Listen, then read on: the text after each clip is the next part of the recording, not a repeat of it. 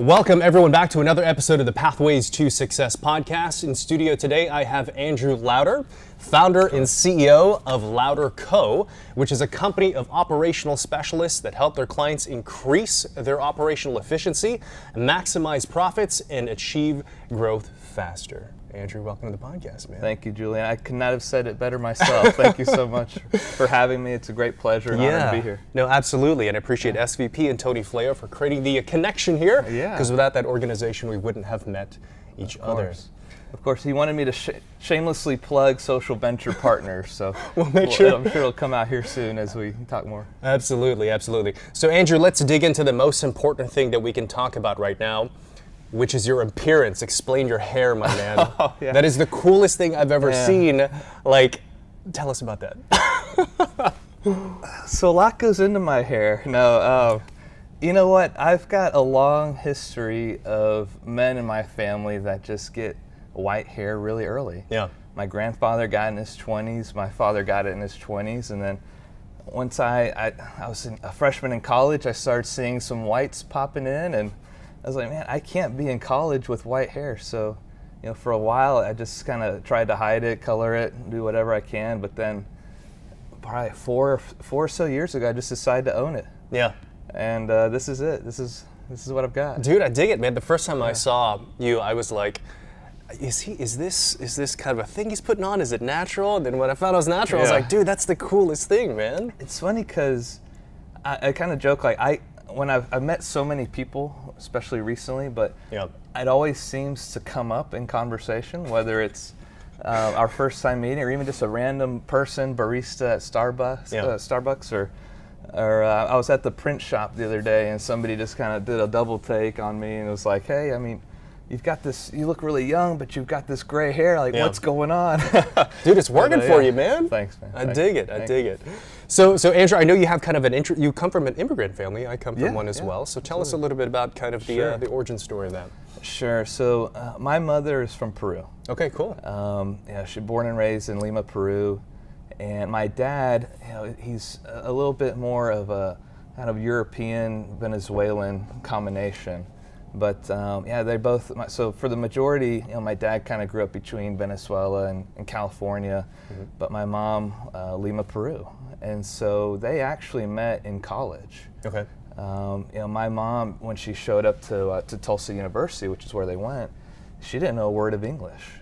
Wow. And that blows my mind, how much courage and strength she must have had. And I can't even imagine like what she was thinking or going through. Like, it was her first time really there, and she had a family friend that was already there, which is kind of why she went, to have somebody that she knew already. And then my dad went because we have a long history of being in the oil industry. Okay. My grandfather was in the oil industry. My father was kind of following in those footsteps, and he's always been really passionate about it. He was a geophysicist for his career, and Tulsa was just a world-renowned geology, geophysics university at the time. Yeah. And so he earned a scholarship, went there, and they just met by chance. I believe I'm probably butchering the meetup story, but I know for sure they met there in Tulsa, and I think at some kind of party, and the rest is history. Wow. Yeah. And okay, so you mentioned your dad was a geophysicist. What'd your mom do? She was an accountant. Okay. An accountant, but more recently, it's interesting. She developed this entrepreneurial spirit later in life. She's always been really smart, really driven, but it wasn't until just probably, I want to say maybe 10 years or so ago, she really set out and started an interior decorating company. Oh, cool, awesome. Yeah, Isabella's Home Decor. Right on. All right, we'll plug that in the show notes also, man. Isabella's Home Decor. And she just does an amazing job. I didn't even realize she had such a great talent for it. Yeah. And she just one day just said, hey, I want to go for this thing, and she did it. Mm-hmm. And I always look up to her for doing that, especially where she was in life. This was later on, and her business really developed off of referrals. Yeah. And she did such a phenomenal job for others, and And so yeah, she's certainly a wonderful story. I love sharing it. Awesome, man. Yeah. So I'm curious, what would you consider to be some of the most significant influences your parents had on you and kind of like eventually who you became? Oh man, I don't even know where to begin. I think for one, a huge influence, even with we're talking my parents, but my grandparents. My especially my mom's parents. They spent a lot of time with us and really kind of showing us integrity and love, and then looking over on my dad's side, a lot of hard work and determination and grit from his parents as well. And so kind of that experience with them really helped mold me. But then also, my parents, they work hard too. My dad's always told us, it's always be honest. It's black or it's white, and it's there's no in between, and you have to always tell the truth. He'd always tell us these stories of like, if you ever get pulled over, you should always be honest, always be straightforward, and all these things. And and then my mom was always kind of the caring, loving kind, the really compassionate kind. Mm-hmm. And so I like to think I got a little bit of both from them. But yeah, I think when I look at my dad, he was always just the hardworking, working late, oil business in Houston in the 80s. We grew up in Houston. Yeah. Boy, it was a tough time, and he could have easily just packed it up and given up, and but he would spend the night at the office, come up with ideas. He would kind of suggest, hey, maybe we should, instead of laying people off, let's all take a pay cut and we can all kind of survive this thing, and really trying to be resourceful and survival mode, right? And then my mom just working and being a parent and taking us to to baseball practice, basketball practice, and now that I'm a parent, it's incredible to see. First I keep kind of wondering, like, how did they do it? Yeah. And then now we're going through it kind of firsthand ourselves and learning what that's like. Yeah. Yeah, I totally appreciate the immigrant story, because it's like, for me, I was born in the Philippines, but I pretty much grew up here in the States, and it's like I took for granted a lot of things that my parents did moving from the Philippines to the States, and like not knowing, English and not having money and things like that, and starting back all over. So I totally deeply appreciate that. Yeah. So in terms of growing up and like compared to like what you're doing now, were there elements or themes that would predict that you would go into business this way? Or? I don't know. I think I've drawn a lot from my older brother and my younger sister. I'm a middle child. Yeah. Middle child syndrome is real, by the way, for all you out there. But no, my sister was always, I think, the one more kind of entrepreneurial in the sense of like, she's wanted to open up the lemonade stand and the selling necklaces and beads and all that. Mm-hmm. My brother was always a big time baseball card trader and always trying to work deals with those. And interesting. I'd always tag along with him and like learn how he's doing things, and then maybe help my sister do some stuff. And I've always kind of been like this kind of nerdy, techie kind of guy, and so. Growing up, I was always the guy that they would turn to for like, hey, the computer's not working, can you fix this?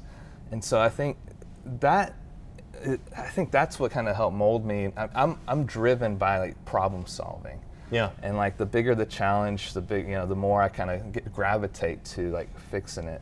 And so I kind of was that go-to person for so many things. Being the middle child, we were all 5.5 years apart exactly. So then my brother's 11 years older than my sister. And so I always had a great bond with my brother and then a great bond with my sister, and always was kind of the go-to person for solving any kind of problems that may arise or trying to come up with a creative solution. I think my brother always kind of was telling me I should go into show business or something. I think show business. Yeah, I don't know. They say I'm funny and can do great impressions, but we're not going to do that today. But that sort of thing. But I feel like I've always kind of been involved and I've always been driven to do well and succeed and find ways to be resourceful and that sort of thing. But no, I think it's where I really got my desire to get into entrepreneurship was in college. Yeah.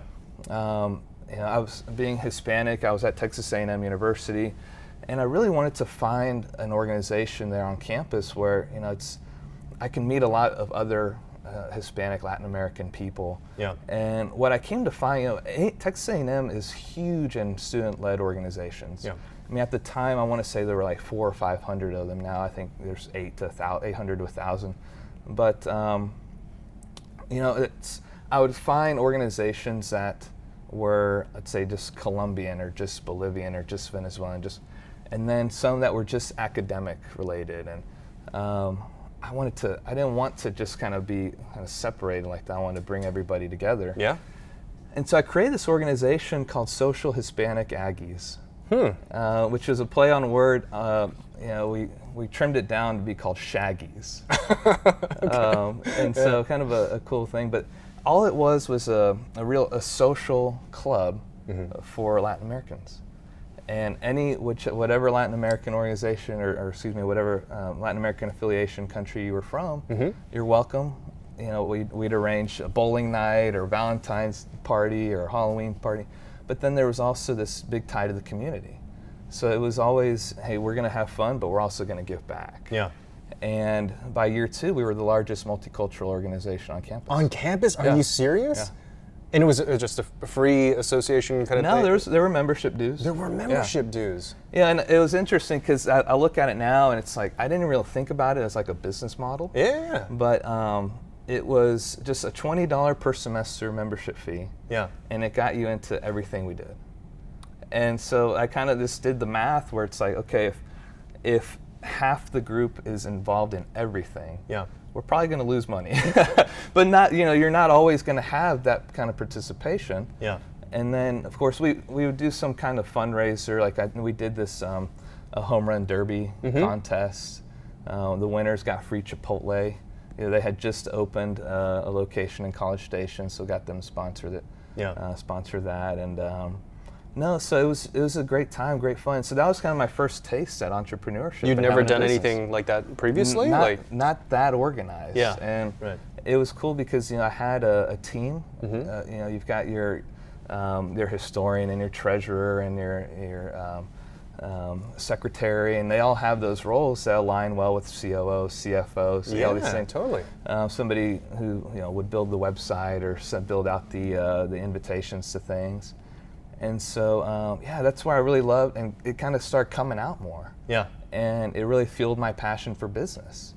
And that's when it's like, okay, I know for sure I'm going to continue down this business path, but I also started going down and seeking entrepreneurial opportunities, whether it's majoring in management with an entrepreneurial tract, which is what I did, or just meeting people, professors and that were entrepreneurs, business owners, and really trying to learn from them. Yeah. And you asked me kind of how does all this translate to what I'm doing now? Yeah.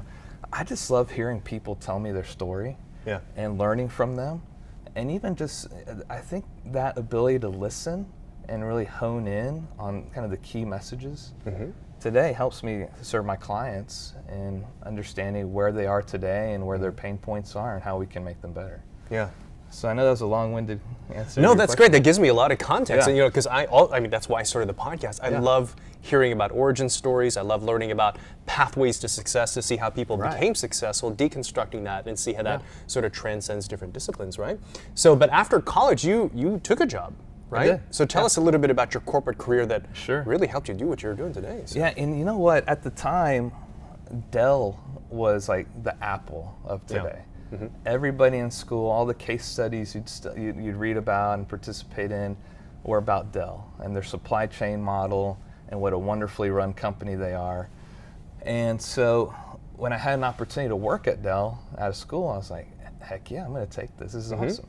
And so I started down this managerial track that they had, but the first stop was in the call center, selling computers.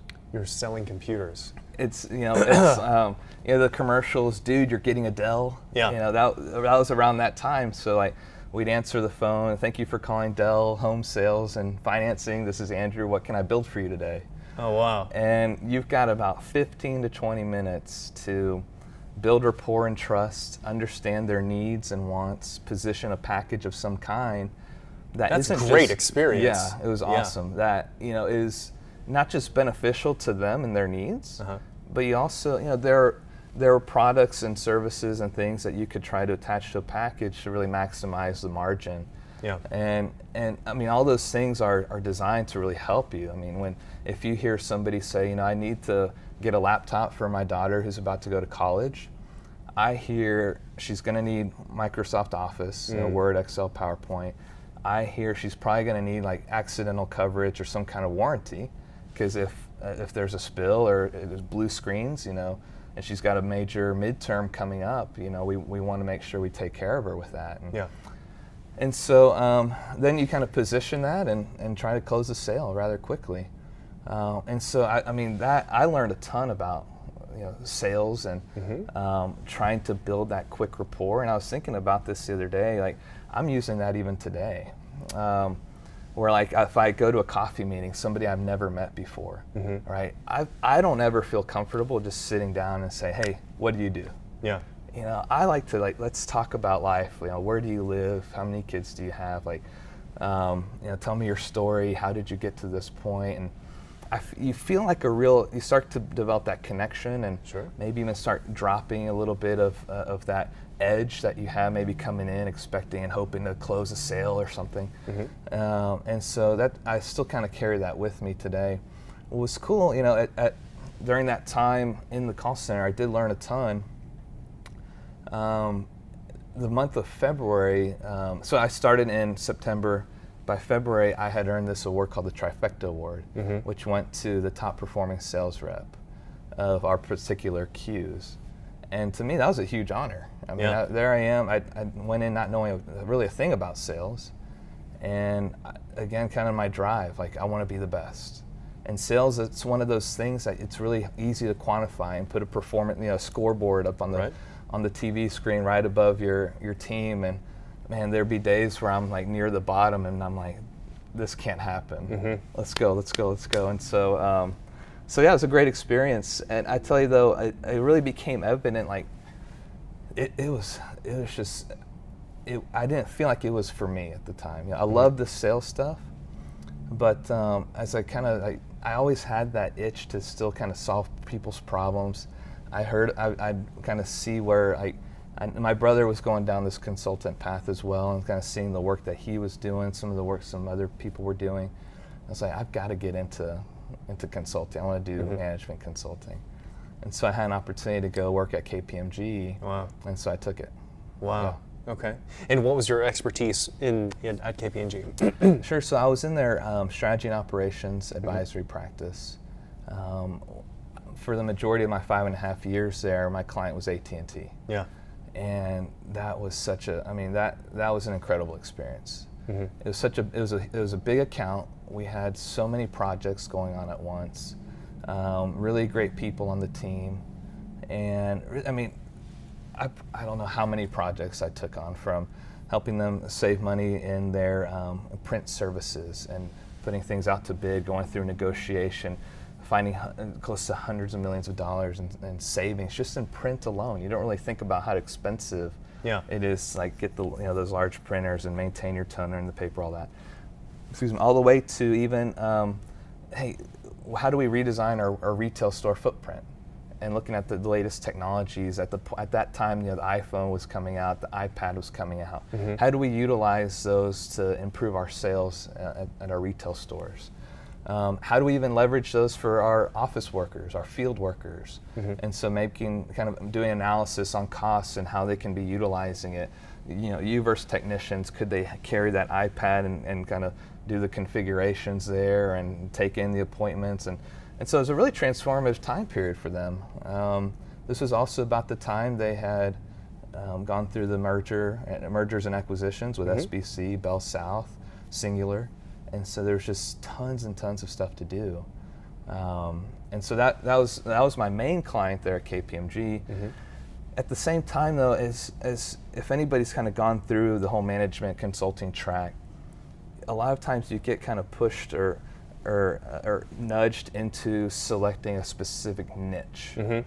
And at one point I remember I was doing a lot of these outsourcing projects.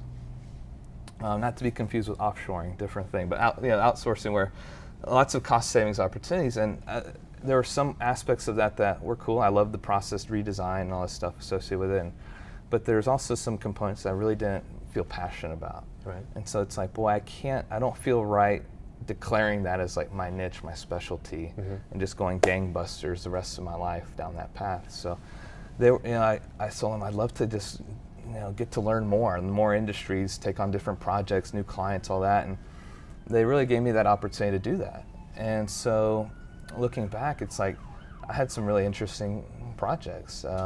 Scott and White in Temple, before they were Baylor Scott and White, Radio Shack, Monsanto, Trinity Industries here in town. So there's some really cool stuff. And so I feel like I was very fortunate to be able to get out and try my hand at all those things, because it really did lay the foundation for where I'm at today. So when did you start to kind of have that feeling of, hey, this is cool, I'm learning a lot, but now I want to strike out on my own? Like, what was that? Like, so it was, there was this point where, of course, as I mentioned, like that entrepreneurial itch that I found in college.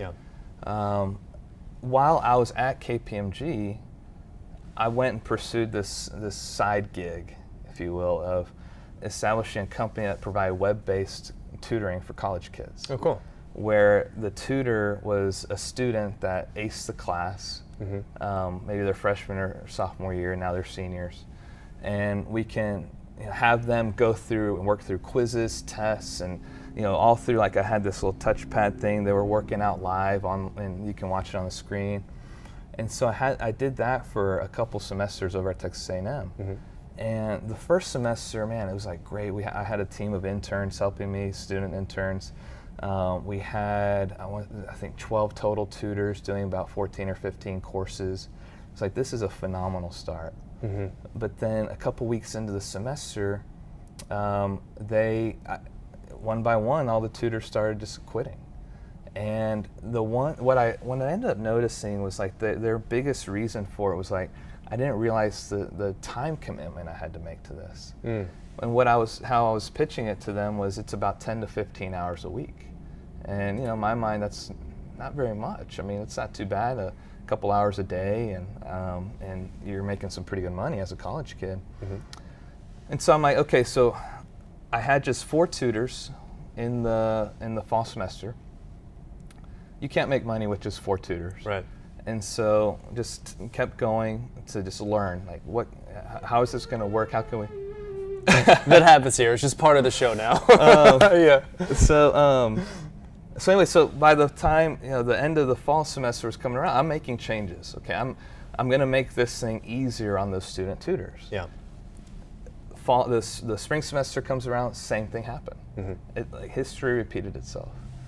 And I think, as I'm looking back on it now, I think it was just the tutors that I hired didn't need jobs.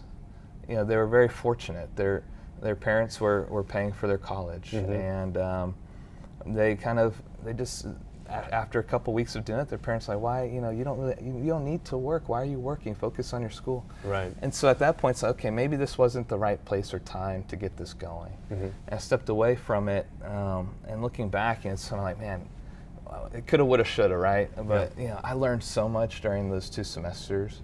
It was such a blast. But all the while, I mean, I'm still at KPMG, so I still have like the hard, the heavy workload of a Big 4 consultant. And so like I would finish working 6, 7 o'clock at night, get some dinner, and just start getting back to work. Doing that stuff. So I don't know how. Looking back, it's like, how did I do it? I go to bed like 3 or 4 in the morning, get back up at 6, go do my KPMG thing, come back, and so. When that didn't really pan out, it's like, boy, well, I love that entrepreneurial side of things, and I still love consulting. So I had an opportunity to go to a smaller boutique firm that was focused on private equity advisory. And they were based out of New York City, opening up a Dallas office. It's like, this is a great opportunity to combine my entrepreneurial skills to grow this office and my love for consulting. Right, And that's what we were doing. We were full steam ahead. Cool projects, also on the operations side of private equity firms. So how can they really be more efficient and serve their funds and their investors and their GPs, LPs that much better? And so 7 months in, we got acquired by EY. Wow. Oh my God. And so found myself again at a huge Big yeah. Four.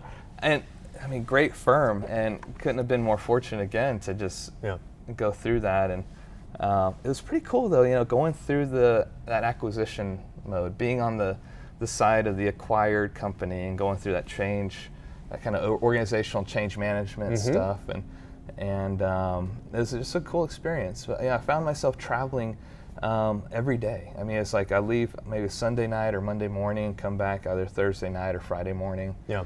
And it was an awesome project in Charlotte with Bank of America. And at the time also, my wife was pregnant. And it was maybe not the best time to be traveling all the time, you know? And so then I had a chance to find a local firm in Dallas that does strategy and operations. And again, almost like history repeating itself again here, like they're based out of Atlanta, opening up an office in Dallas, and I can combine my entrepreneurial skills with my consulting skills and go after it. While still kind of, I was also yearning for that boutique firm feel. Yeah. Where, you know, it's just, you and the consulting industry, you hear a lot about those and you feel like they just have this certain energy and like this certain coolness about them, and they take on such interesting projects that may be different than the larger ones and that sort of thing. And I really wanted to try my hand at those. So that's why you kind of hear that constant shift from like the big companies to smaller ones and that sort of thing. So yeah. And then you started your company. And then started Louder Co. That's right. Yeah. And we've been at it for a little over a year and a half now. Yeah. And really, how that transpired was, I really found a lot of things again that I've loved about consulting, other things that I really don't love about it. And it's like this could be done so much differently and so much better. Everybody talks a lot about, you know, the client experience. Yeah. But really, oftentimes, not everybody is successful at achieving that for various reasons. And so I set out to do that. I wanted to form a company that I thought could achieve that kind of client experience that everybody talks about but never attains. That can also provide the consultants it's like an incredible sense of balance and family. Yeah. You know, a lot of these big renowned firms, it's a beating.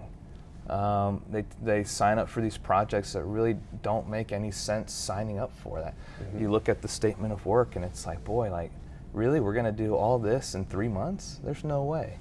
And so then it's a heck of a march to get it done, and at the end of it, you're beat down, and then there's some, you know, you're trying to sell an extension or whatnot. So there's all these things that I never really enjoyed, that I did not enjoy about the consulting industry, that I wanted to change and do better.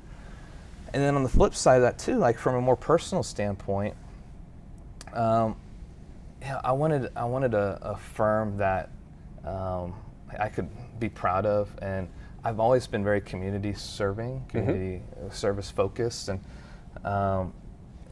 if you check out our site, louderco.com, it's very community focused. You know, it's a big part of our culture, and where we kind of go a step further is, because a lot of companies do the community service stuff, and that's all good. We are putting at the forefront these pro bono services for nonprofit organizations. And it's interesting because as I was really looking at LouderCo as a whole and trying to think through, like, how I took a step back about it after year one, and it was like, okay, how can I be doing things a bit differently? Are there opportunities to really bring things to the forefront? And so I had a pretty, almost like a life-changing happy hour with my friend Kyle Lukianic, president of Good Returns. It's a sensational nonprofit organization. But I told him, hey, here's what I'm wanting to do to really bring that community sense forward. And he told me, man, that's awesome. Have you heard of Social Venture Partners? Because that's what they do. They do that pro bono stuff. And so he introduced me to Tony Fleo, who we talked about a little bit earlier. And it just was an opportunity to really accelerate that mission to like help the community in that regard. So there's that community side of things, and then in terms of like how we've taken steps to become that version 2.0 of the consulting industry. Yeah. Is for one, like you'll never hear us talk that consulting jargon. In fact, I've probably said the word consulting in this podcast more than I have in the last year and a half, because you don't really, there's a certain connotation to it. Yeah. And so, it's, you don't see the jargon like process optimization and application rationalization and shared services, outsourcing, whatever. People don't really talk like that. Yeah. When business leaders have problems, they don't think like, hey, we need to optimize our whatevers, and we need to. So it's like we truly focus on simplifying things and coming to the forefront with our clients and of really nailing down the problem together. And so we don't sign any statement of work saying like, hey, here's your problem, here's everything we're going to do to solve it, when we haven't truly identified that problem. And so what you get is, they've coined us as their chief improvement officers, which is really cool. We get an opportunity to really assess their business, frontwards and backwards, make recommendations, but those recommendations are based on a lot of conversations. It's not just with the leadership team, the directors. I mean, we go all the way down to really figure out what's working, what's not working, how could things be better. And then, we work together with the leadership team to develop a plan, and then we pick and choose. Here are those projects we're going to tackle for Q1, and we're gonna roll up our sleeves and we're going to get it done for them. And so even how we developed our statements of work, they're really nimble. They allow us to be nimble, wear a lot of different hats, take on different problems and as they come up for the business. And so like the companies that we target, these are companies that are in like that $10 million, $100 million annual revenue range. Doesn't matter the industry because we're so focused on the operations piece of everything. Yeah. But I mentioned the size of those companies because they're looking for people to create value in various areas of their company. And as a firm, that's what we pride ourselves in. We have a lot of that kind of that previous big company, big consulting experience, and we provide it to them in a way that's easy for them to understand, digest, see results. Yeah.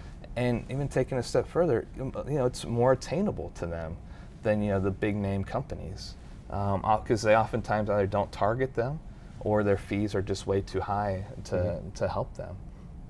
And so that's the area we're serving. I really think there's a big need for those type of businesses and those leaders where like they've seen their company grow, and almost in spite of themselves, they found a way to grow amidst chaos.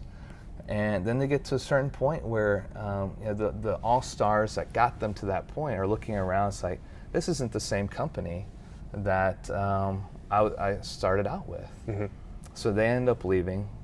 They didn't really take those steps, let's say, to document processes and roles and responsibilities and all that.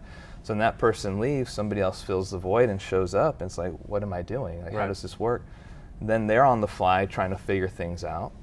And then you multiply that by 5, 10, 20 people in different roles, and all of a sudden your company's in a mess. And so that's where we come in and really help clean them up operationally. And so it's a ton of fun. I mean, we've been at it, like I said, a little over a year and a half. And as with any startup, new company, all that, there's ebbs and flows. And I wouldn't trade anything. I mean, I've loved every minute of it. It's like my wife, she's so dang supportive and understands what I'm trying to accomplish. But like, she doesn't understand like how I do it. Like, why am I doing this? She's like, it'd be so much easier if you just had a stable, worked at a big company, and stable paycheck, all that. And it's like, well, that's not who I am. I'm not built that way. I love that pursuit of something that that I believe in, that drives me, and so that's what I'm doing. Yeah. So let's talk about some of the how, Andrew, because honestly, what you propose to companies, every single company would want it. I want it in my own small business, right? Yeah. And I think when you and I were discussing when we first met was that, I have a lot of entrepreneurs on the podcast who aren't necessarily like really big company owners, right? Kind of more small to medium-sized business. Right. But there were some parallels and translatable ideas that everyone could apply to their own business, right? So increasing efficiency, increasing profits, and growing faster, every company wants that. So like when you're looking at a company, right, that's doing well, that's making profits, like where do you start? What do you look at? What are the puzzle pieces that you start to go after first? It's a great question. So oftentimes, a lot of the answers are already in the company. It's just finding out how to extract them. Yeah. A lot of times leaders just don't do a good enough job of talking to their own people or even trusting their own people. And so what I love doing is really coming in and having those conversations. And so to me, that's kind of that first step, right? Understanding the problems, hearing people's points of views.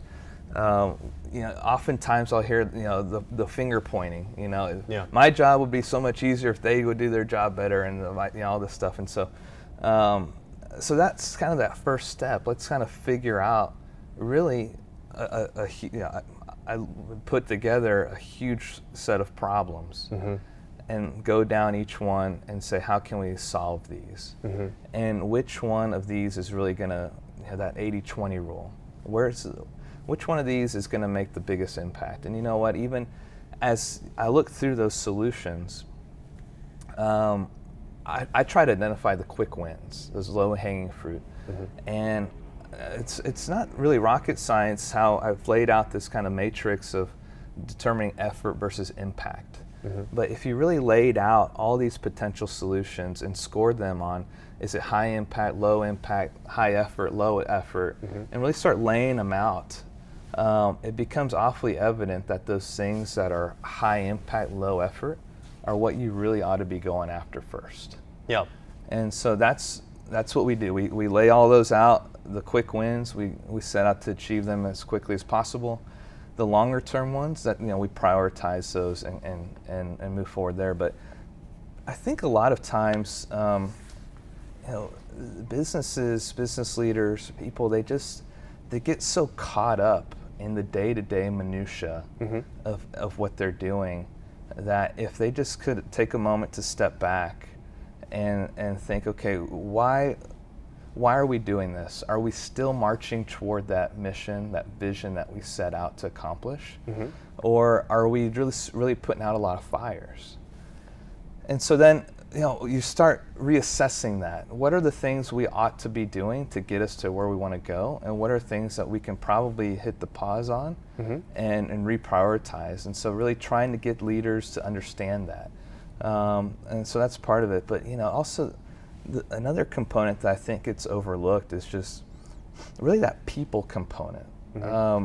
It's not, people don't show up wanting to do a bad job. That if things aren't going well, there's a reason why. And it's getting to that real why. Why are you doing it this way? Why is it such a manual process?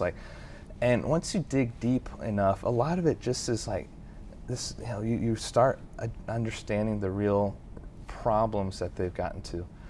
And a lot of times, especially if you have people that are really passionate about what they do, they almost get in their own way of trying to go that extra mile, and yet it's not getting them to that point. But anyways, there's a lot in play to really transforming the business. It's oftentimes not just that one magic bullet. But what I do tell leaders is, look, it takes a lot of patience. It takes a lot of intentionality to really drive a lot of these changes that need to happen in your business. And almost like putting those two things together, the patience and the intentionality, because it's real easy to get stressed, caught up in the moment. You're not seeing those results maybe as you'd hoped, but if you can really look forward long term and see the benefits of what you're doing, I think that's going to be a huge value. And so and what we do is really, we focus on the people aspect, which I hit on. There's a lot of process work as well. and then how we utilize technology to enable maybe automation, efficiencies, those things.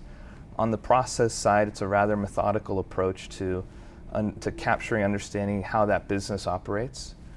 Then kind of taking a step down, like, okay, we design what the business looks like now within each of those functions or organizations. Then what is it that they do? And so we start capturing that, and then we get down into the how, and the how is the actual process design and documentation. And it really is pretty enlightening once you've laid it all out and you can see, like, visually how complicated your business has become.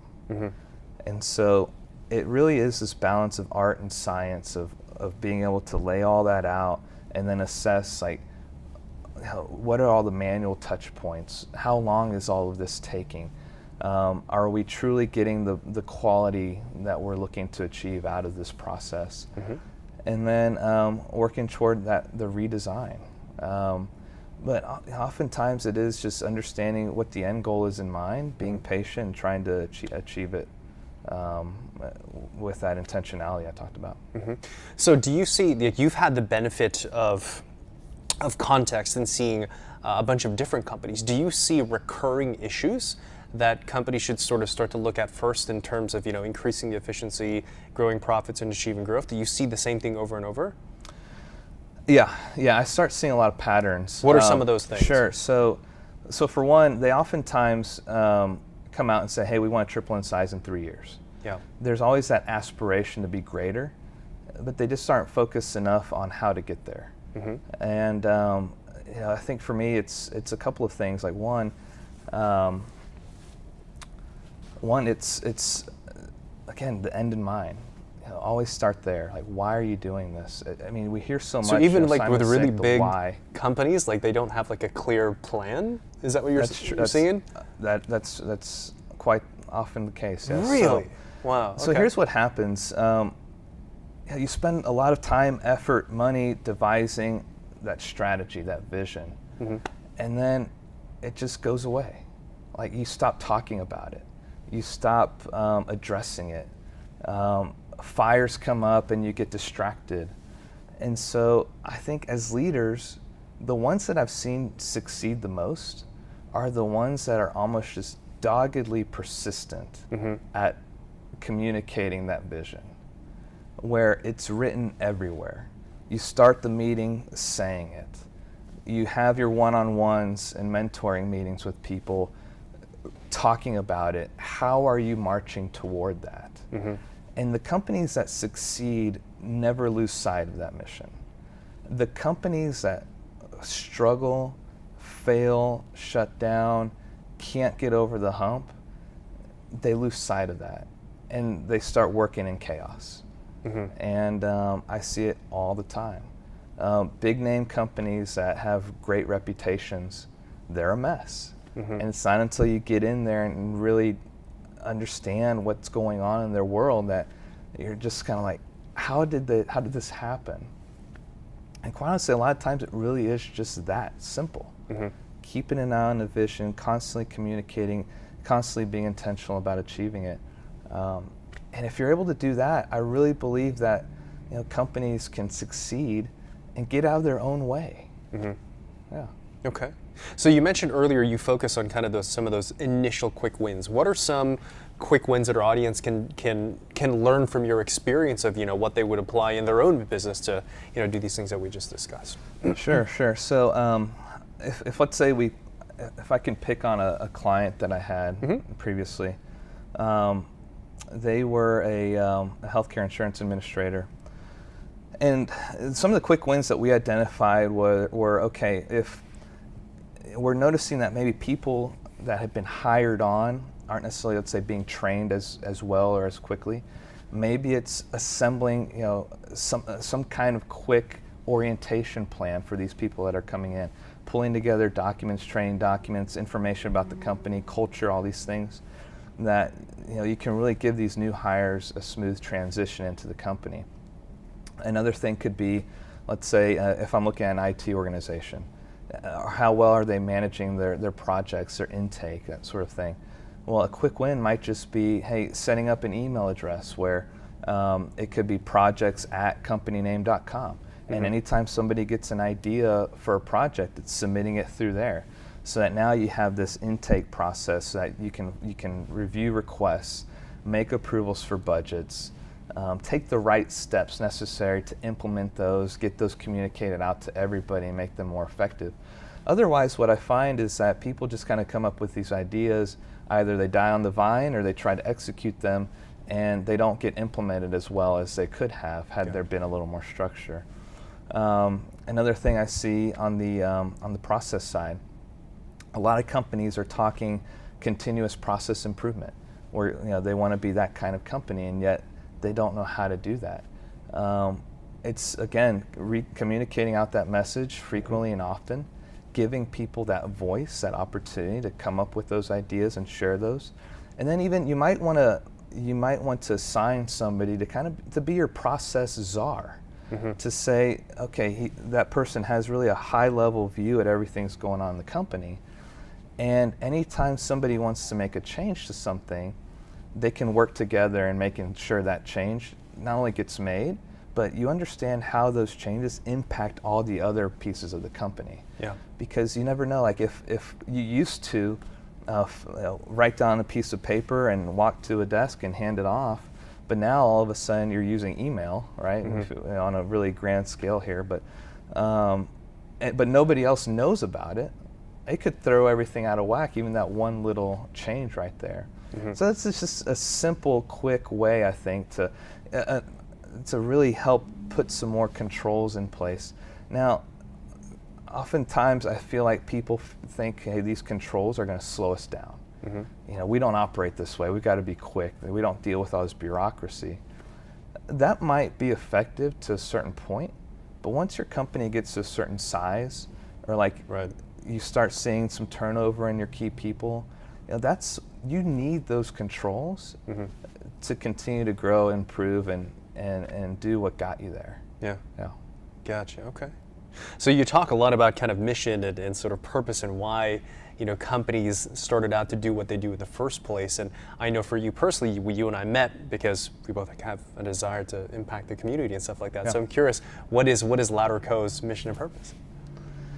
Sure. So for one, our mission is we're wanting to do good in the community, do good for our consultants, do good for our clients that we serve, take on fun, meaningful, and impactful projects.